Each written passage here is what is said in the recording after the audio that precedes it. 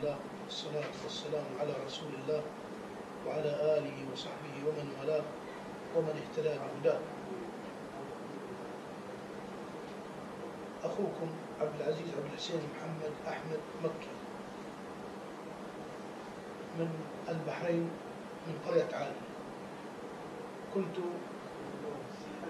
إماميا 12، نشأت على هذا، ثم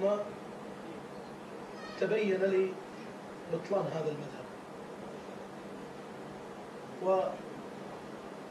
وبدأت أشك في هذا المذهب، ورزقني الله سبحانه وتعالى برجل صالح من أهل السنة، فأخذ يدعوني إلى دين أهل السنة، فاقتنعت بذلك. وكان ذلك من قرابة 21 عاما تقريبا، فاقتنعت أن هذا الدين الذي أنا عليه دين بعيد عن الإسلام،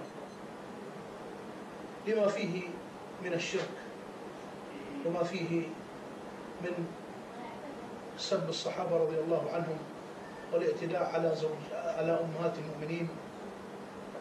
فتأكدت أن هذا الدين دينا باطلا.